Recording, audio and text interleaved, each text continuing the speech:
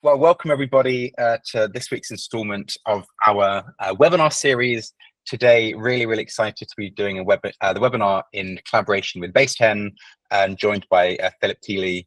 And we'll be going through, first of all, how you can integrate Baseten endpoints into your Unify platform, and then talk a bit about dynamic routing, particularly with focus on open source models, many of which are supported in Baseten. So how you can start to use both platforms together to get some great LLM deployments. Maybe to start off with, we can give a few quick intros. Maybe Philip, do you want to give a quick intro on your side to start with? Absolutely. So, hi everyone, I'm Philip. I work at Baseten. Baseten is a model inference platform. So with Baseten, you can take a GPU and you can deploy any open source model, any fine-tuned model, any custom model that you've trained from scratch, and get that securely behind a auto-scaling API endpoint to use in production. At Baseten, I do developer relations. I've worked there for about 2.5 years, and I really am super happy to have been invited to this event and learn more about LLM routing and show how it can, let you take advantage of the really wide range of open source models, because, there are a lot of them. There are like 1 million of them on Hugging Face. So let's see what we can do with them today. Awesome. Yeah. Well, thanks for that intro, Philip. And I can give a quick intro as well if it's helpful. So on my side, founder at Unify, where we are. There's a few things we've built. So first of all, we have single sign-on for all of the different models and providers. Now also with support for custom endpoints, which we'll be showing with Baseten today. Also custom benchmarks, so seeing how good each model and provider is against various prompt data sets in terms of quality, speed, and cost. And then at the top of the stack is our dynamic router, which enables you to specify how much you care about these respective factors, the speed, quality, and cost, and then send prompts to the model which is most appropriate given these particular trade-offs that people are interested in, basically. Yeah, so very excited to dive in. So without further ado, I'll get my screen share going. So one moment. Okay, there we go. I'll just start off with the tab. Here we go. And obviously, to be honest, this can be kept very conversational. So anybody can interrupt me at any time, ask any questions. I think it's always best when people have the freedom to engage in whatever way they want. So feel free, everybody. Okay, so I think my screen is sharing. So today, great. So today we'll be going through David versus Goliath, 5.3 versus GPT-4, manage inference trade-offs with dynamic routing. What I would say is that, so we've done some experiments with 5.3, but actually there's a lot of open source models, obviously the mixed rule models, the llama models, and so on, where dynamic routing is very relevant. So actually, looking at a slightly broader set here as well, and showing all of these different open source models, all of which can be deployed through Baseten, and how dynamic routing can be used with all of these to get good results, basically. So we're very excited to dive in. So I guess the first thing is, zooming out a tiny bit, obviously we have this explosion in AI models. There's obviously been this key moment, particularly past the release of ChatGPT. So this is actually going quite a way back. AI has been bubbling away for quite a long time. Many people link it back to 2012 with AlexNet, but certainly since the release of ChatGPT, there's this whole new endpoint era, basically, which has really been triggered more recently. And now we have what's expected to be projected in the future, a very fast growing market of AI as a service. And actually many companies and providers are increasingly verticalizing, not only with pure AI infrastructure, but actually with these kind of verticalized endpoint as a service offerings, where obviously having the ability to deploy any model is very useful, but actually also having the very popular off-the-shelf LLMs deployable directly is very useful as well, where people are building a whole new layer of the AI stack on top of these foundation models, which wasn't happening until the end of 2022, really. So a very exciting time in AI, with a whole new level of the stack having emerged. So one thing just to say is that really, and this is where obviously Baseten comes in with very high performance deployment as well. When you're basically deploying AI models, you really have this game of balance where you want to optimize for high throughput, you want to optimize for low costs, you want low latency, you want high accuracy, But all of these things are often in direct competition. So you really can't have your cake and eat it here. Anything you do that optimizes like latency, for example, maybe doing some compression, that will hurt your accuracy often.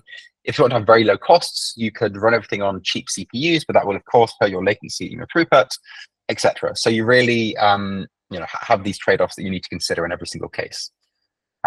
So one thing, what we'd like to start off by doing is show how you can leverage Base10's fast and scalable deployment engine and how you can integrate this directly into your Unify interface. So this is something that everybody can follow along with. So for everyone that's on a laptop, I would suggest that you feel free to follow along as I go through this.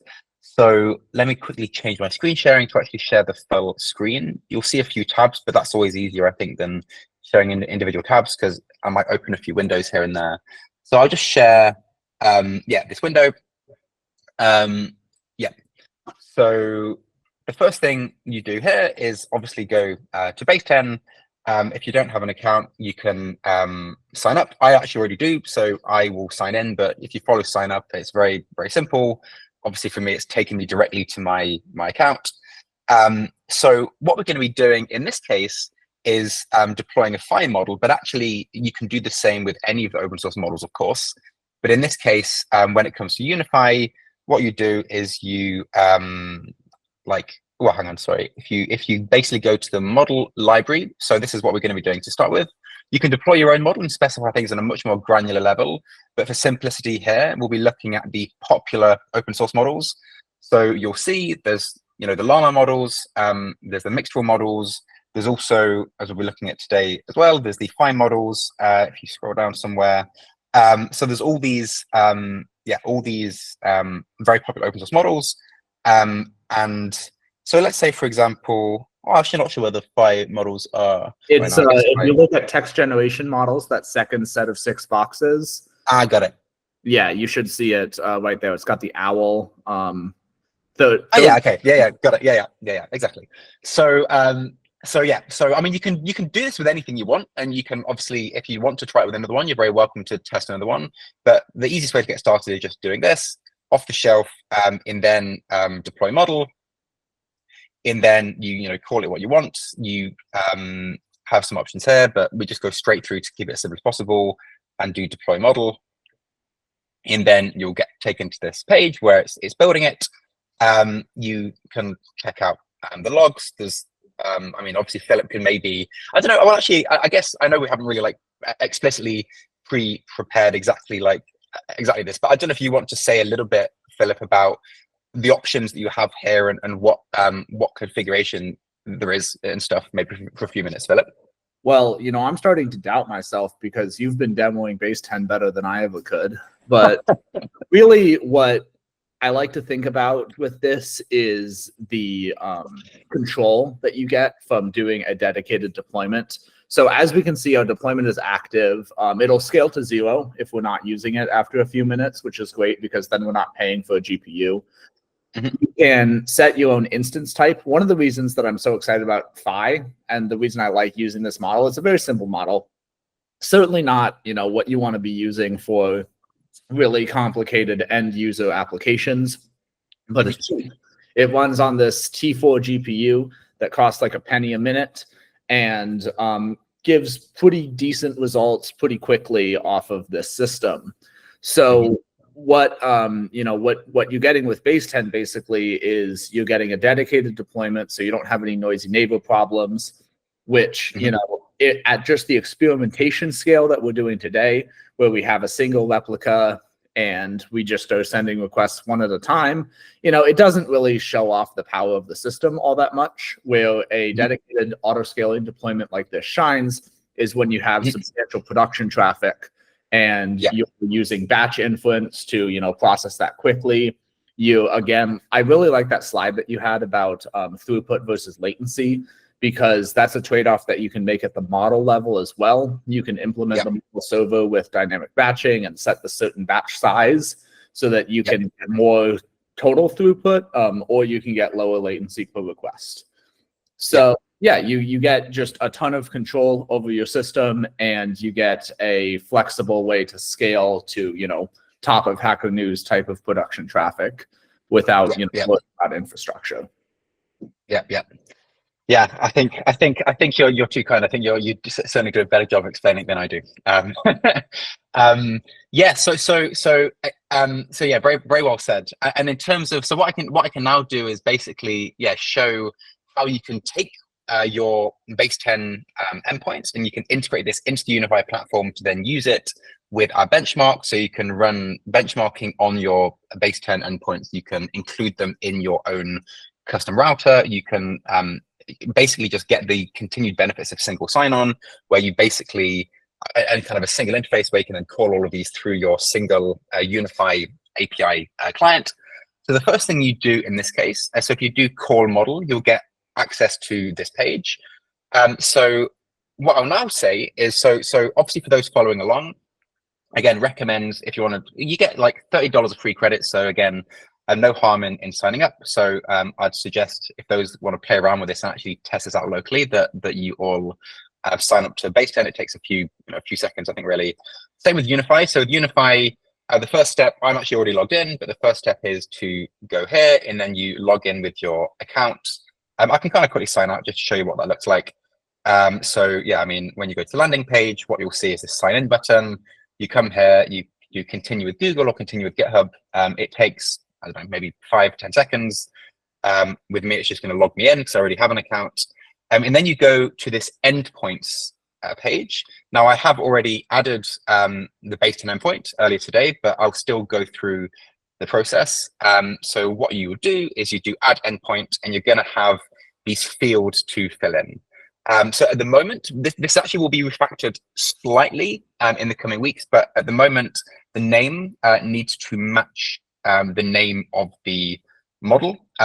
So in this case, the name is this. So you would basically pass in this into the name, whatever the actual name provided is.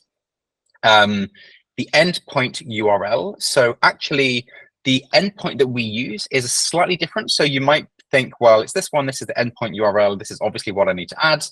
That is actually not the one to add, because to make things more convenient, we build our interface around the OpenAI standard. So there's this helpful page here on the docs on the API reference where Baseten mention how you can use the OpenAI Python clients with Baseten. So actually what you do is you copy this to the clipboard. So again, for those that are following, it's docs.baseten.co, API reference, OpenAI. This is the link. You pass this in and you see this is templated. So the model ID is not provided yet. So the model ID in this case is it's this thing here. And you can actually just click this to copy it. So you can just copy the ID by clicking it, very easy. You paste this in here and that's that. And then as for the for a second. Sure. Yeah, I just want to clarify something with the OpenAI endpoint. So as you build with open source models on Baseten, you basically get to define in your code exactly the input and output specification of the model. Because of that, not every model is compatible with these OpenAI Bridge endpoints. That compatibility needs to be implemented into the model server. We, of course, have documentation about how to do that. It's pretty much the same as implementing a model ordinarily. But I just want to call out that not every model is compatible with this off the shelf. And you have to build that compatibility in at the model level for certain models. Got it. Yeah. Okay, makes sense. And actually, another thing is that, I mean, obviously, as we're deepening this integration, we're gonna, obviously, keep working together and like make sure that it's as flexible as possible when adding these Baseten endpoints, and actually potentially adding a deeper official provider integration. So again, stay tuned for updates on the docs as we keep building out the different ways of integrating. But at the time of recording, the OpenAI endpoint. And also, a quick question, Philip. So right now, this obviously works with Pi. Do you know if this would work with the likes of Mixtral and Llama, these like off-the-shelf templates, or you're not entirely sure right now? Yeah, so certain models in the library are going to be tagged as OpenAI compatible. So got it. As far as I know, our Llama and Mixtral implementation should be. I haven't personally tested that though, so I'm not 100% sure. Okay, got it. Yeah, makes sense. Okay, so Yeah, so in the case of this, so you add in this endpoint URL as described. The next thing then is the API key. So again, we can find this. I mean, there might be other ways of finding it, but you can find it here with call model. I think, well, it's actually a quick question, Philip. So what I've been doing is just generating the key and then copying the key from here to add into the console, and then you can basically, for the first time doing this, you enter the value here. We just give it a name, so this can be anything. I'll call this Baseten 2 because I've already got a Baseten 1. But just to quickly understand,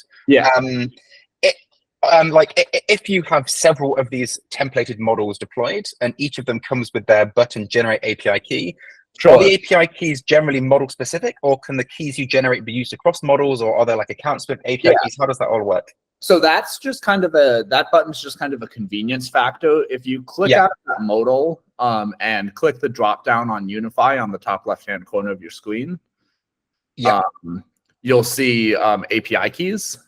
I got it. Yeah, so you can generate ones from here. There's two types of API keys. There's personal keys. If you click on the generate API key button, you can also make a workspace key. These are better for CI/CD because you can grant them access to specific models. Also on this page is the capability to revoke API keys, which is useful because everyone just saw your API key. Yeah, exactly. Makes sense. Although I'd probably be closing the thing down, but yeah. So it's also just to understand then. So the personal API keys are the whole account. It's basically if you're logged in. So access to every model, access to our management API for adjusting scaling settings and all that stuff. Yeah, got it. Okay, so just to understand then. When you press this button, it will create a new personal API key, which will work with all models you have in your personal account, basically, right? Exactly. And all of the API keys you've created in the past will also work with new models that you deploy.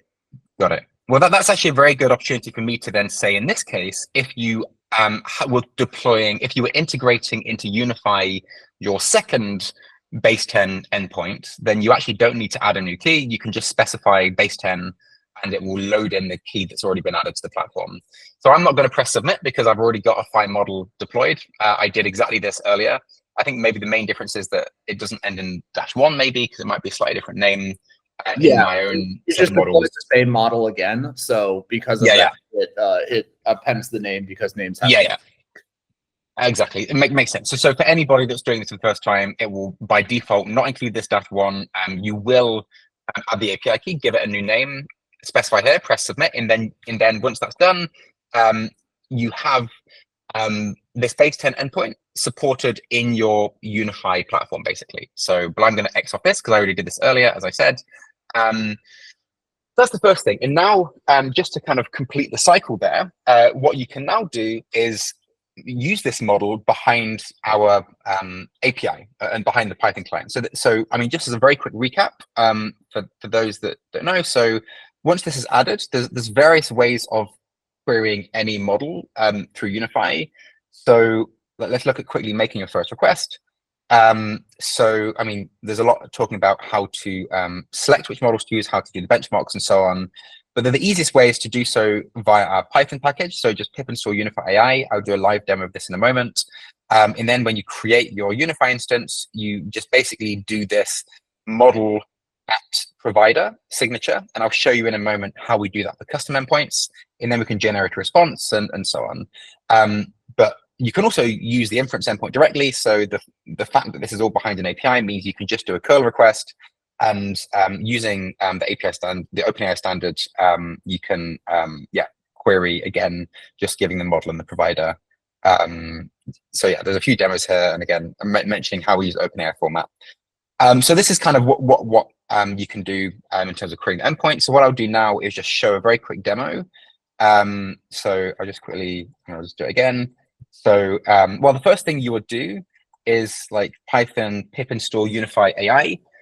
So this is something. Oh, hang on. I realize I'm sharing a window. I don't know if you can see my. Let me share entire screen just in case you couldn't see the terminal. Maybe you could. No, I just want to make sure.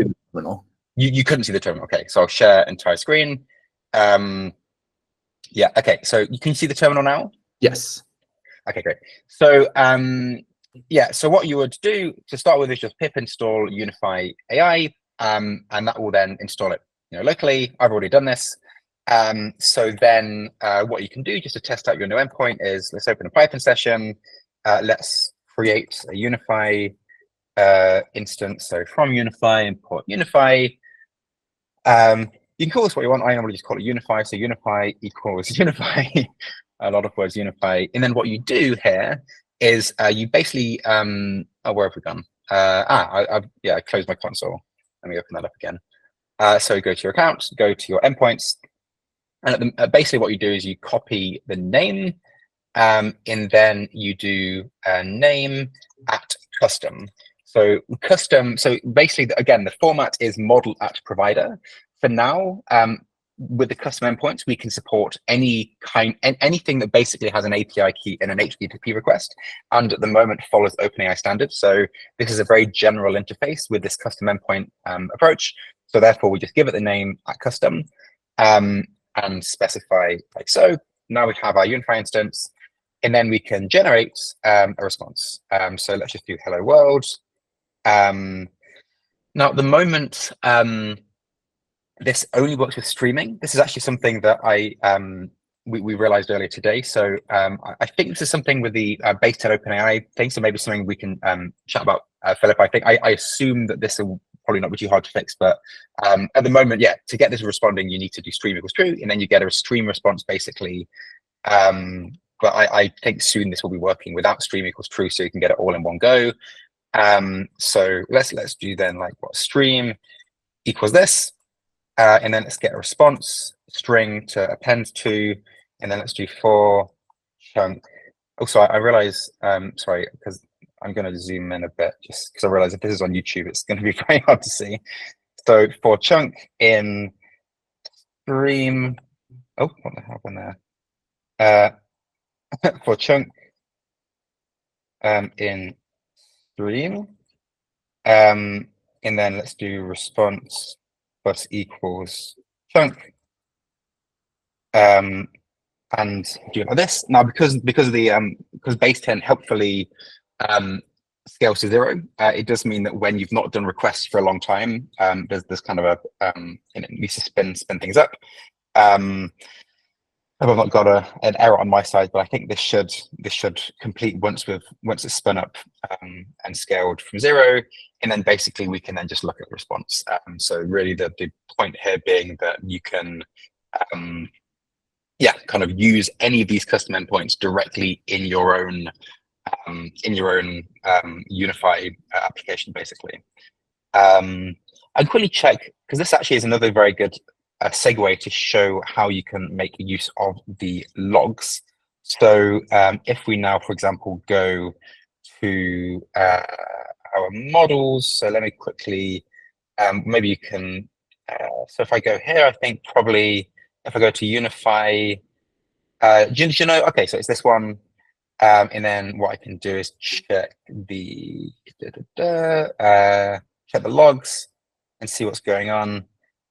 So it seems like it just completed the model load, and it's done. Yeah, okay, there we go. So one thing you can, it's worth saying is that the looking at the logs gives you a live stream of everything going on for your endpoint, which is very, very useful to see what's going on. So it's completed. Obviously, we have the cold start because it isn't been used in production, and then we have our response. So now what we can do is like print the response. Again, like when we have stream, when it doesn't need to be streaming mode, then you can literally just print the Unify generate directly, and you won't need to do this stream print stuff.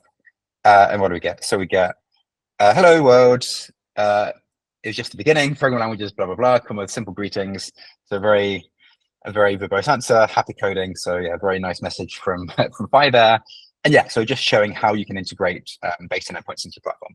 So that's the first thing. Obviously, that's taken quite a long time to go through, but I think just so everybody knows how that works, that's kind of really the starting point. So what I'll do now is get back to the slides.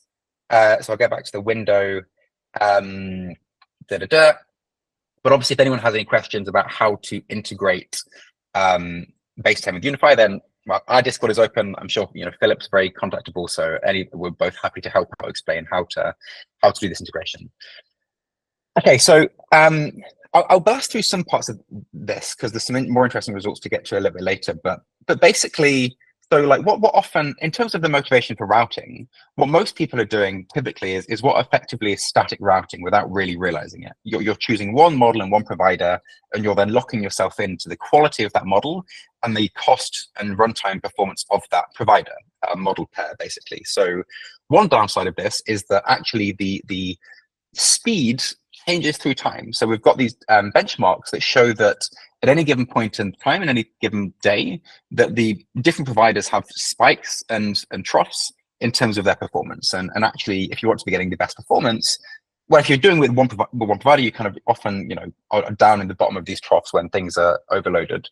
So one motivation is to dynamically route across different providers to kind of get the best cost and speed profile. And what you can imagine here is that you effectively take the argmax across different providers at any given hour of the day in your region of the world, so that you're always getting the best speed for your model at any given point in time.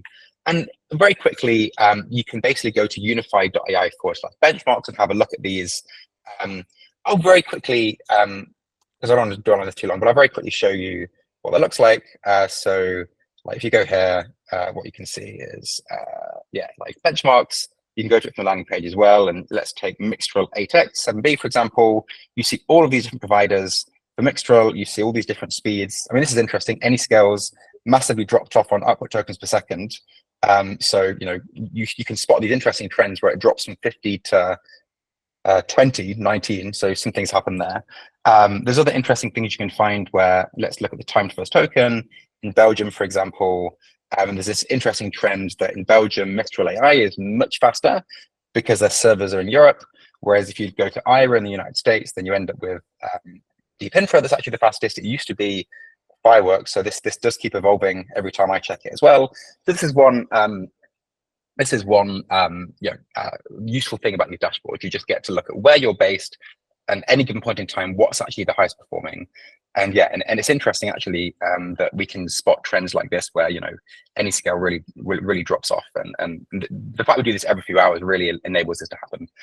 Okay, so that's a bit of motivation there, but obviously with timing and interest, I'll try to make sure I get to the meat. Okay, so yeah. So aside from routing across different models for different different providers for one model, you can also route across different models as well. And one of the motivations here is there's lots of different prompts. It's not clear which models are the best for any given prompts. So you can imagine all of this prompt distribution where maybe OpenAI is really good at dealing with these prompts, but it's not so good at dealing with these other prompts. Then maybe other models are better at dealing with some other prompts, but again, not so good at others. And routing can not only be about improving speed and cost, but actually also pushing up the performance by knowing the niches within which each model is most suitable and getting the best of all of this combinatorial performance, basically. And that's where the broader approach of routing not only across different providers for one model, but actually routing across models and providers gives you this ability to reason about quality, speed, and cost all simultaneously, basically. Demo time again. So we did, although we had a few issues with the throughput, so we have trained a simple route between Phi and GPT-4, but actually there's a lot of interesting results when it comes broadly to the benefits of open source models, all of which are supported by Baseten on different data sets and so on. So I can give quite a broad perspective of where open source models have a real big role to play and how Baseten serves a big role in offering those models up, basically. So I'll go to full screen share again. But as a starting point, so again, I guess I just want to bring emphasis again to the fact that basically, in the model garden, model library, here we go with Baseten, all of the most important open source models are supported. So you have Llama 3 8B, Llama 3 70B, etc., Mixtral 8x 22B, and so on. Phi is one of the very compact, efficient models. But all of these models are very important. All these mixed rule models as well, for example. So one general question is, how important are open source models in general when it comes to when it comes to kind of getting the best trade-offs? And I think a good one to start with is actually this benchmark we did with Glaive, where basically we look at, and Glaive, just for context, is a Python, it is a coding data set with quite a lot of Python examples, but also examples from Rust and assembly and all kinds of languages, basically. So what we've done here is the green curve represents our foundation router that was only trained on OpenHermes. OpenHermes is just various instruction and chat samples that covers quite a big range of topics, and we trained our foundation router primarily on this. And basically, just to explain what these plots mean, so we have the cost per million tokens on the x-axis. We have the sorry, actually, could you mute maybe, Philip? Yeah. Sorry, yeah, no worries. Yeah. So we have the the foundation router shown in green, and generally things that are towards the top left are the highest performing. So that's obviously where we have low cost and high score. And yeah, so the green does quite well, but then when we train a router directly on the Glaive prompts, we get this better performing model, this better performing curve in blue, basically. And what you can see as an example, if you click show breakdown, what you can do is see which models were used by these router configurations. So let's take an example here. Before we trained specifically on the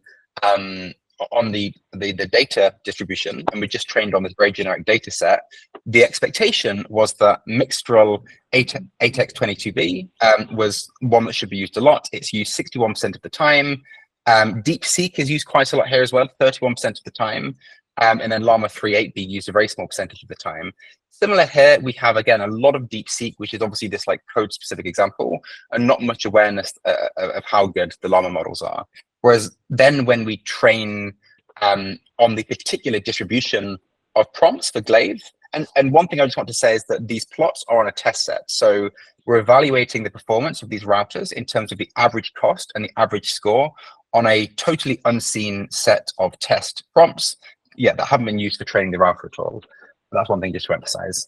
And what we see is that we generally get configurations that do push further up and towards the left. And here, what we've been able to do is learn that Llama 370b chat is actually very, very good at this. Actually, you don't need to use all of these mixed models, and the latest Llama 3 is very good at dealing with these coding problems. And that's just, I guess, another. And what you can see, sorry, is these percentages at the top. So when you hover over a point, you see the percentages, which is what I'm referring to in this region. But you also see these diamonds. So when you hover over, you can see these two diamonds appear. So this one and this one become highlighted. That's what happens when you click this show breakdown button. And what you can see here as well is that we can actually get better performance. So we have a router that is doing better than Llama 3. It's doing better than Mixtral 8x22b. And you might think, well, how can we get a router configuration that is better than the sum of its parts? And that's because these points are evaluated over a distribution of prompts. Actually, I guess, sorry, should we get, I know there's one that's not muted. Oh, it's Muser, sorry. I'll just quickly, I'm not sure how to mute actually. Would you mind muting Muser? Oh, I'm not sure if I know how to do that. Oh, no, I can do it here, I think. Okay, sorry, I'll just muted Muser, but that's okay. Okay, so just for the YouTube recording as well. So yeah, the point here being two things. One of which is that you can actually get a router that does better than the individual models, because when evaluating over an entire data set of prompts, there are some prompts where Mixtral is better, some prompts where Llama 3 is better, and that's how you can get like a performance that's better than some of its parts. And also just emphasis that open source models are very, very good. And that's something that basically, it is a big takeaway message basically from this. And you can do the same with all of these. So again, I know I've not gone on to the fire ones yet, but if you go on any of these, if you look at empty bench, for example, and you are to look at what some of the router configurations do, you see that there's a lot of open source usage here. So this endpoint, for example, again, is performing better than any of the endpoints it routes to. You can see these diamonds appear when you hover over them. It's making lots of use of Mixtral, Llama 3, 8B, Llama 3 70B, Mixtral ATEX 7B, and Gemma. So all of these are open source, actually. So we've got this very high performing router that gets an average score of 97, which is basically the same as GPT-4. Apparently even better than GPT-4o. And this router configuration is using a mixture of 5 different high-performing open source models to get very good performance. That is better than, again, the performance of any one of these models. So again, just a big story here being open source models are good, and all of them can be deployed with Baseten as well. So then in terms of the router, could you show I'll talk a little bit about that x-axis there, the cost. So with this router that you're using that has performance equivalent to GPT-4o, how much are you saving per million tokens by using this router instead of using the main model? Very, very good point. And actually, one thing I'd also say is that this is a log axis. So to be honest, if you actually look at this on a linear scale, it's going to be, I don't know, very, very, the point is even clearer when you hover over this point. But looking at the values, just so we can actually see the spread a bit better on the log scale. So in this case, this router, you're spending 50 cents per million tokens, whereas with GPT-4, you're spending $26 on average per million tokens. The reason it's not 30 or whatever the fixed thing is because we actually look at the input and output length of the prompt on the given data set and work out like balancing the input and output cost, get a better estimate. But yeah, I mean, basically it is 50 times cheaper. 50 times cheaper than GPT-4 and better quality. So that's a big cost saving to be emphasized. That's amazing.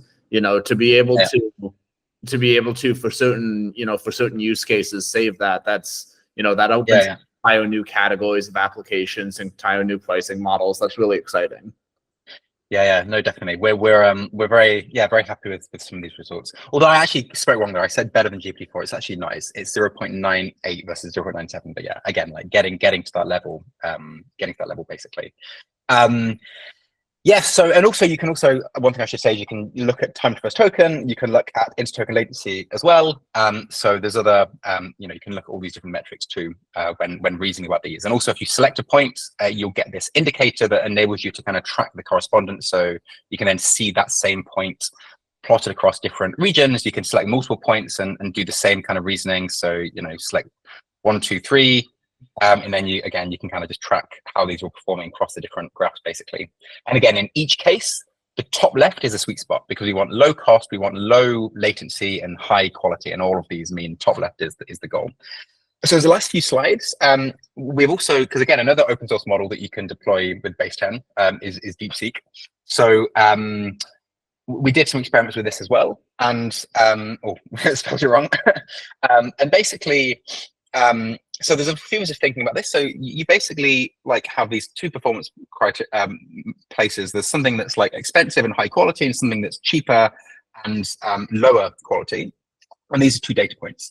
So the first question is like, if retrospectively we were able to perfectly send the prompt to the best model. So every time that DeepSeek could get the answer right, we sent it to DeepSeek, and every time that it couldn't get it right, we sent it to GPT-4. We end up with a point that looks something like this. So very low cost and almost no drop in quality. But this is with hindsight and the ability to retrospectively query our judge and see which would have been the correct decision.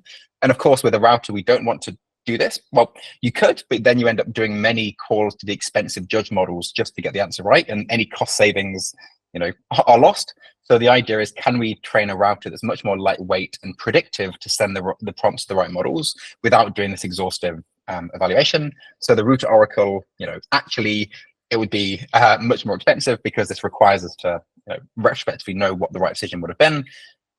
The trivial solution is the line connecting the two. So literally, if you just do random probabilistic sampling between GPT-4 and DeepSeek, and 40% of the time you go to GPT, 40% of the time you go to GPT-4, it'd be somewhere here. If 10% of the time you go to GPT-4, you'd have somewhere here, etc. And this doesn't actually require prompt-aware routing in expectation. It doesn't require prompt-aware routing to get these performance points in expectation on any given data set, because you can just connect the two lines together. And what we see on DeepSeek, for example, is that by training this router, we are able to outperform the trivial solution. So in the case of Phi, because we have a small data set, we've only slightly gone beyond this trivial solution, and I think with more data we'd see something similar. But in this case, we trained on I think 100,000 prompts, and we get something that's very a very clear curve, where you can imagine a router point here that has maybe a 2% drop in accuracy and almost half the speed. You're able to get this really nice trade-off, basically. We also looked at some interesting things where on the Glaive, for example, it really depends on the language. So there is, Java, actually you can get some decent performance, Python, decent, but on Rust, almost nothing, because it's very, very challenging. There's also a small amount of data. So only 1% of data on Rust, whereas Python is 25%, Java's 9%. So there's these more nuanced difficulties within these data sets. And also, and this graph is just showing how much there is to gain from routing, because when we look at lots of different models, many different open source models, as well as proprietary models, and we look at the Oracle scores, we end up with these green dots that are in very, very good regions. So if we were able to know ahead of time which models would be suitable or not suitable for the prompt, then the rewards are very high, because it's basically better performance. You'll notice that a lot of these green dots are higher up than the best model, like higher up the GPT-4 Turbo, and much cheaper, basically. So there's a lot to be gained when learning these routing functions predictively, as long as it can be done cost effectively and quickly. And the other thing to say is that with the Oracle routing, so assuming that we did make perfect decisions, and we look at what the perfect decisions would have been to try to balance the cost and speed, basically we end up with a big distribution of models. So basically what this shows is that if we were to achieve perfect routing when you're trying to balance cost and quality in these various ways, all of these models have a part to play. And it's not just that it's dominated by just GPT-4 and Llama 3, for example. It's actually very, very dispersed. And what you see with this K value equaling 25%, this basically is a trade-off between cost and quality. So as K increases, what happens to GPT-4? So as K increases, GPT-4 likelihood goes down, which will mean that as K goes up, we're trying to save more cost. So K equals 25 is trying to keep the quality as good as possible and care less about cost. Whereas as this value goes up, we start to make use, we make more use of Gemma 7b, we make less use of GPT-4, and then again, we make more use of Gemma 7b, we make less use of Mistral Medium, and you start to see the cheaper models getting higher in probability, higher in usage, and the more expensive models getting less. But again, the takeaway being that all of these models are playing a part when doing this optimally. And a few just final points about just Unify. Obviously, we've covered this already with the Baseten integration, but one of the benefits is that basically, what you typically have is lots of different signatures and lots of different standards to query things, whereas really with Unify, we simplify this so that you have a single interface, pip install Unify, import Unify, specify a model app provider, including the ability to add custom endpoints, as we just did with Baseten, and you have a standard interface to deal with all of the models and providers out there in the whole world of LLMs is just kind of another takeaway. Yeah, so I realize again, so the topic of the talk has expanded somewhat to kind of the benefit of open source models in routing generally, and obviously how you can leverage these open source models that are supported in Baseten and add these into your account and leverage the efficient deployment of Baseten. Hopefully that all made sense. I do have a habit of talking quite fast, but thank you very much everybody for joining. It was a real pleasure to have you, and I'm very happy to answer any questions that anybody might have. Yeah, so thank you very much, everybody. Yeah, feel free to ask any questions. I'll open up to the floor just in case anybody has any. Nope. I don't know if people are feeling. Oh no, sorry, you're muted, Philip. I have a quick question. You mentioned that it's not just about 1 or 2 top models that you're routing things to. You're routing to half a dozen in many cases to get that best trade-off. Do you see that distribution changing a lot based on the type of benchmark you're doing, like a code-heavy benchmark, maybe based on like what language the benchmark is in, or is it pretty consistent which models are getting selected? of the time? Well, that's a great question. So one way of assessing that is basically by going through these. So again, anybody can sign up and just go to console dashboard. So if you just click dashboard after signing up, anybody can play with this themselves on their computers. So we have these 6 default data sets, which is Open Hermes, GSM8K, LSWAG, and all of these are different. So Python programming problems, multiple choice questions, common sense, NLI, chat samples, etc. And what we see when you click on any of these, and then you click show breakdown, and you hover over the router configurations, you end up seeing quite a large distribution of models. You do see that some of the ones, so you can see that some of them are just never picked on a given data set. There's not really going to be much reason to choose models that are towards the bottom right of the graph because they are high cost, low quality on the given task. So what you end up seeing if you hover over these stars is that generally it's using models that are on the upper left periphery, like they're kind of on the convex hull typically of these points. So if you hover over these, you see the kind of stars that light up. They are typically the same kind of ones. So in this case, we're making a lot of use of mixed latex 22B because that's very good, very cheap. A lot of use of Llama 3 because again, cheap, very good. There's some models, Llama 2, now we've added Llama 3. Llama 2 is almost never selected. We still add it on the benchmark and it's still there as a selectable endpoint. And this is one of the benefits actually of the router, that once it's trained, and adding a new model is very quick and easy because, as soon as a new model comes out, we can very quickly add that to the router configuration. And suddenly a router configuration you were using 2 weeks ago is now routing to a much better, faster model than it was the week before. And your performance just automatically keeps improving. But yeah, I guess the point being that across the board, we do see the same kind of models being made a lot of use of. And that is the likes of Llama 3, 8B, Llama 3, 70B, mixed latex 22B, and the kind of typical high performing models that you might think of.